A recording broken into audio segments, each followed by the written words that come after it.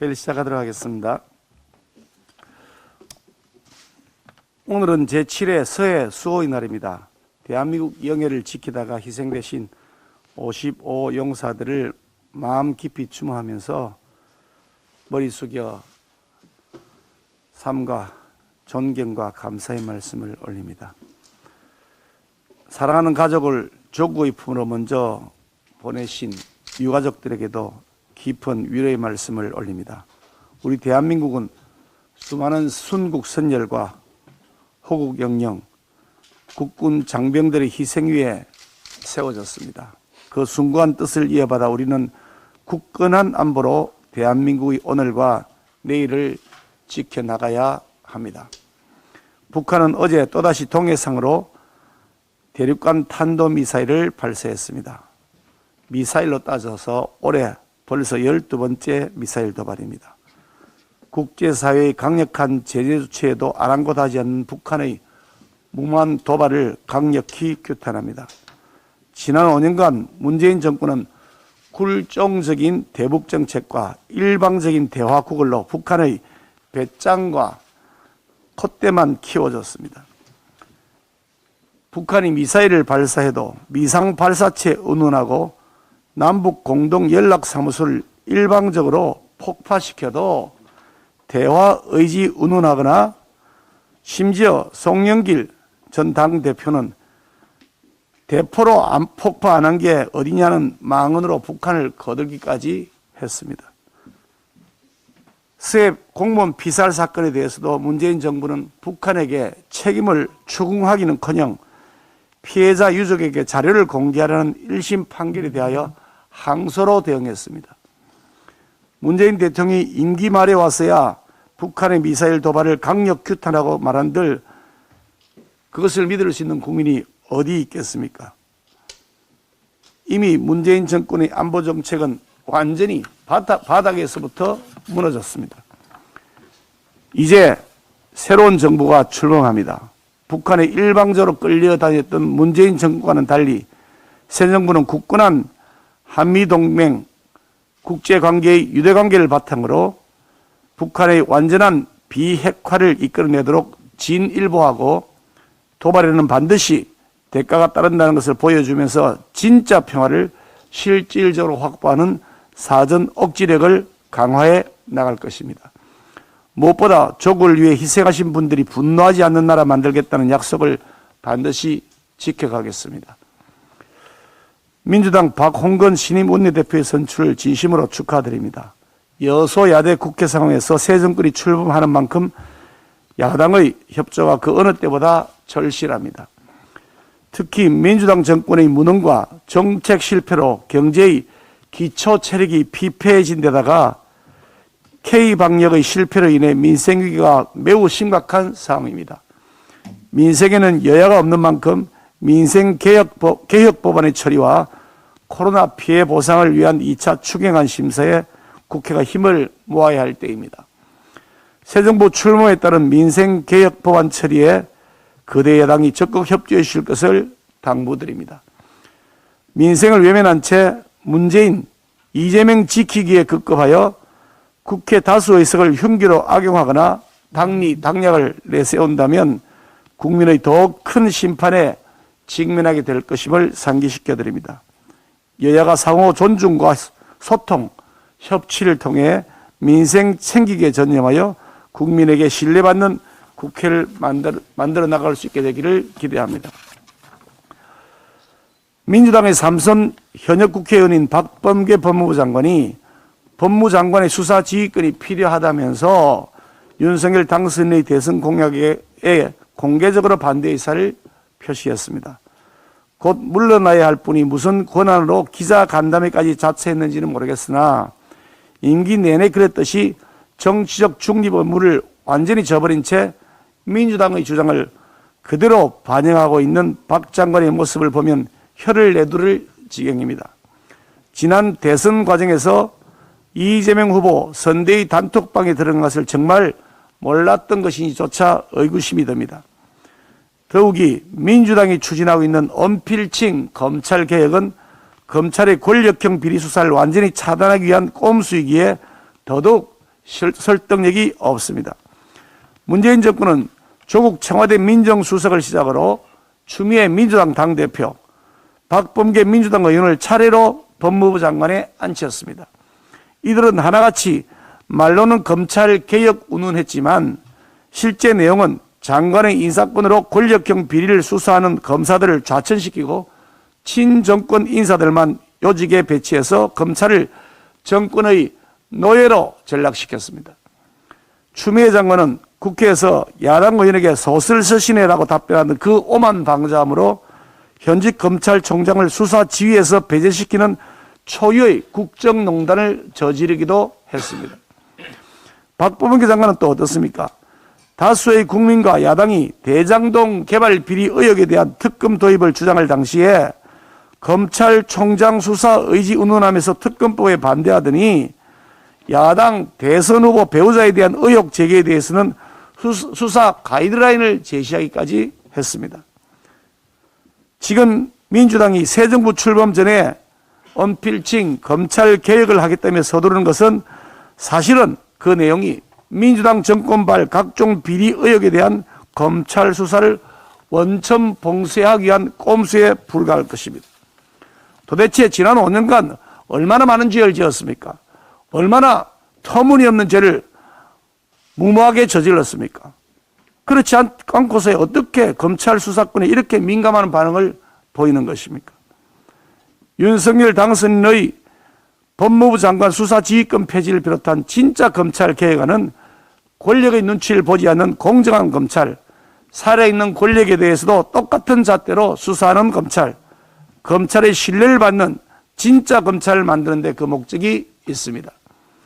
새 정부 출범을 앞두고 청와대 민주당 인사들이 마치 지령이라도 떨어진 듯 윤석열 당선인에게 근거 없는 비판, 반대를 위한 반대를 일삼는 것은 새로운 시대를 열망하는 국민의 뜻에 찬물을 끼얹겠다는 대선 불복 행태가 아닐 수 없습니다.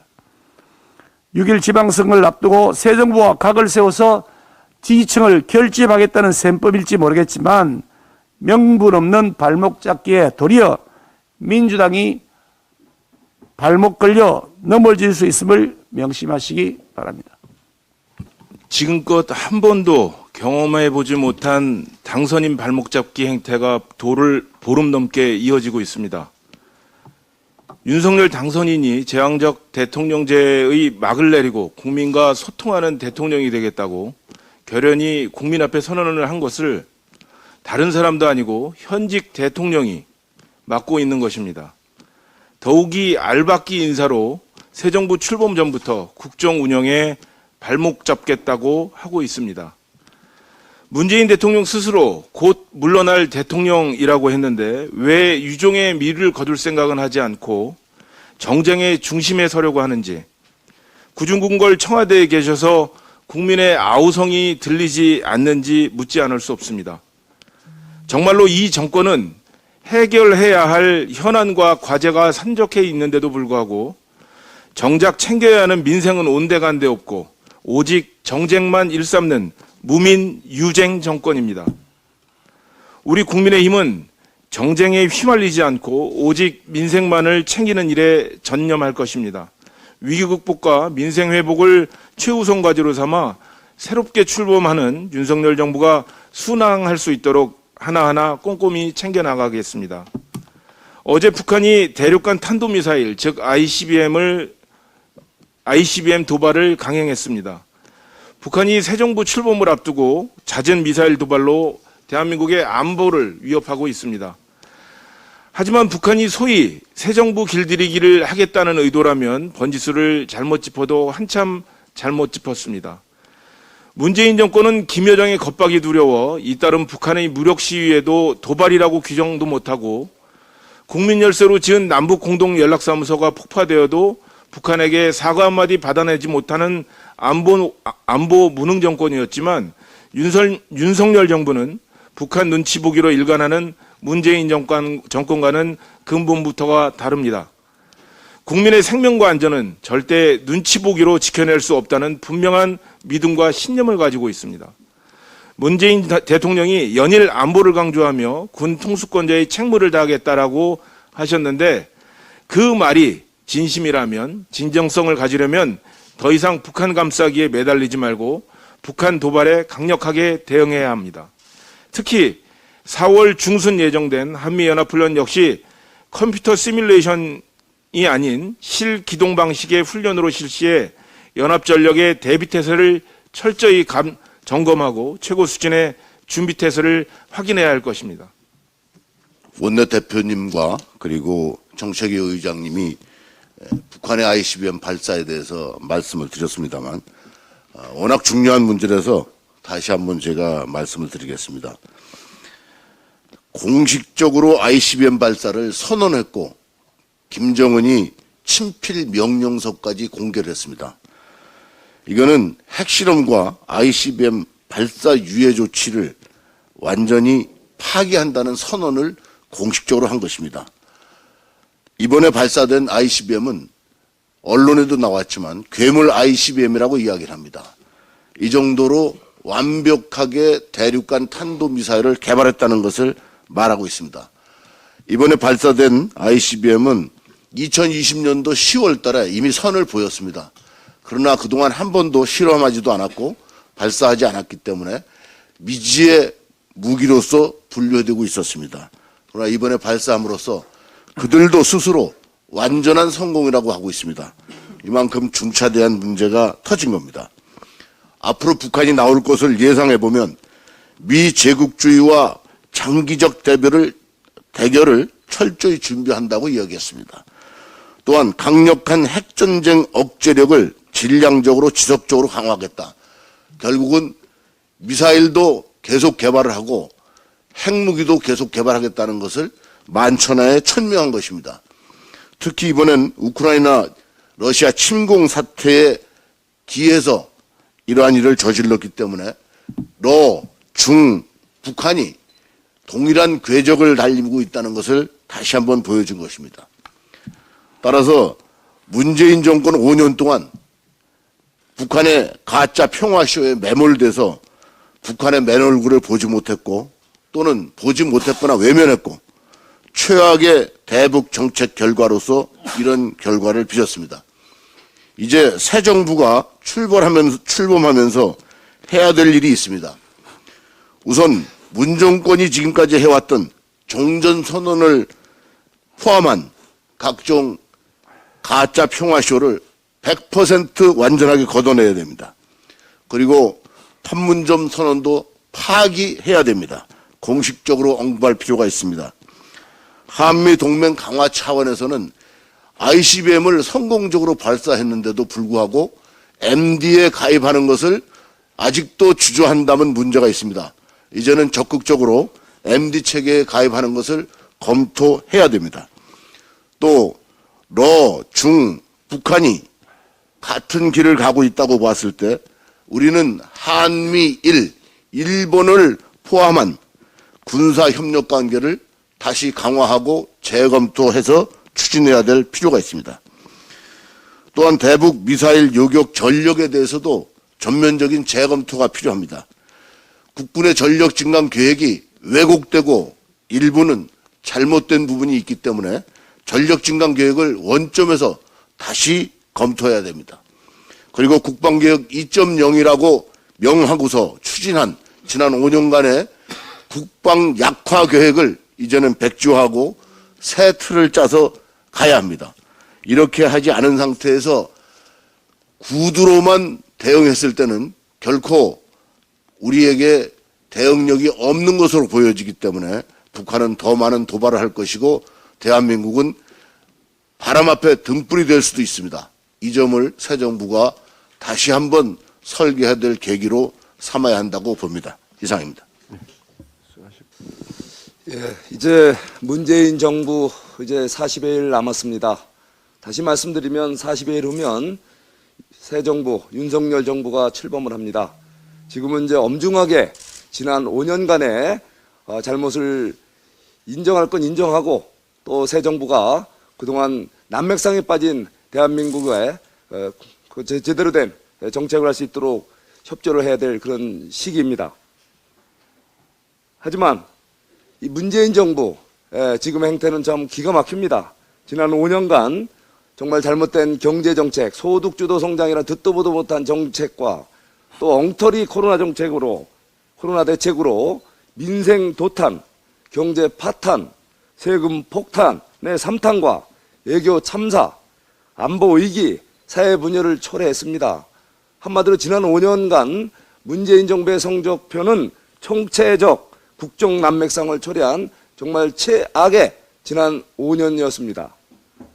이제 새 정부에게 제대로 일할 수 있는 협조하는 것만이 지난 5년에 대한 과오에 대한 최소한의 도리요, 기본 양심이라고 생각합니다.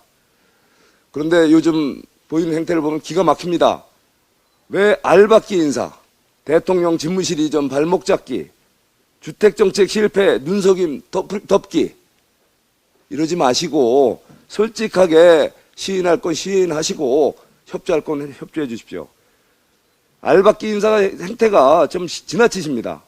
이제 임기 6개월 앞두고 이 문재인 정부가 그동안 자행한 알박기 인사 52개 기관에 기관장 13명, 이사감사 46명 등 총 59명에 이릅니다.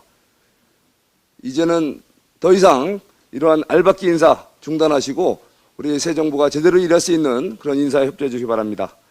그리고 대통령 집무실 이전, 그동안 많은 국민들의 이런 공감대가 지금 형성되고 있습니다. 이 기득권을 접고 이제 국민 속으로 다가가고자 하는 그동안의 말로만의 평화가 아닌 진정한 안보 평화 그리고 국민들과 소통하는 국정 운영을 위한 기본적인 그런 우리의 새 정부의 노력입니다. 제발 이렇게 발목 잡기 그만하시고 제대로 우리 대통령 집무실 이전할 수 있도록 협조해 주시기 바랍니다. 주택정책 실패 눈속임이 좀 지나치십니다. 문정부가 아파트 공시가격 발표를 하면서 마치 공시가격이 하락한 것처럼 지난해보다 1.83%포인트 하락했다 이렇게 얘기를 했습니다. 사실은 올라갔는데 상승률이 조금 1.83% 좀 줄었다는 거죠. 지난 2년간 공시가격 상승률이 무려 40% 가까이 올랐습니다. 이것이 결국은 세금 폭탄으로 이제 현실화 될 텐데 이거에 대해서 또 어떻게 이거를 차기 정부가 제대로 여기서 대응책을 할 수 있도록 협조할 생각은 안 하고 조선무사식으로 또 지난해 기준으로 올해 그 부동산 세제를 세금을 부과한다느니 이 말도 안 되는 이런 어거지 정책 그만두시고 이제는 제발 새 정부가 제대로 된 정책을 할 수 있도록 협조해 주시기 바랍니다. 이상입니다. 수고하셨고요. 태영 의원님. 우리 국민들과 문재인 대통령은 윤석열 정부가 향후 5년간 남북관계를 주도해 나갈 수 있도록 힘을 모아주시기를 부탁드립니다라는 주제로 말씀드리겠습니다. 어제 24일 북한 김정은이 신형 ICBM 시험 발사에 대한 친필 명령서를 하달하고 본인이 직접 발사 현장까지 찾아가 장기전을 준비하라고 했다고 합니다. 북한 김정은 정권은 핵을 포기할 생각이 전혀 없이 쇼를 통해 대북 제재만 풀려고 했는데 현 정부는 문재인 대통령까지 나서서 김정은에게 비핵화 의지가 분명히 있다며 국제공동체의 대북 제재 완화를 주장해 왔습니다. 문재인 정부가 집권 5년 내내 떠들어온 한반도 평화 프로세스는 파산했습니다. 향후 김정은 정권의 의도는 명백합니다. 우크라이나 사태로 깊어진 미러 대결과 미중 갈등을 이용해 핵무력 현대화를 공개적으로 다그쳐 미국을 압박하고 새로 들어설 윤석열 정부를 시작부터 길들이려는 것입니다.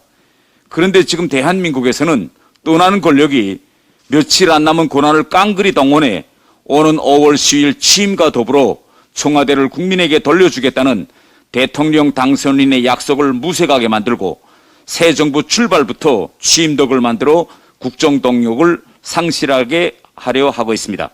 우리 국민들은 호황한 대북 정책과 안보 위기를 그럴듯하게 포장해 국내 정치에 이용하면 어떤 결과가 우리 국민에게 돌아오는가를 너무나도 똑똑히 보아왔습니다. 우리 민족은 위기가 닥쳐오면 항상 힘을 합쳤습니다. 6.25 전쟁, IMF 국가적 위기 때 우리는 여야 구분 없이 힘을 합쳤습니다. 북한의 도발 전략에 넘어가 우리 내부가 분열되고 윤석열 정부가 취임 초부터 흔들리면 향후 5년은 암울할 것이며 그 피해는 오로지 우리 국민과 우리 경제에 갈 것입니다.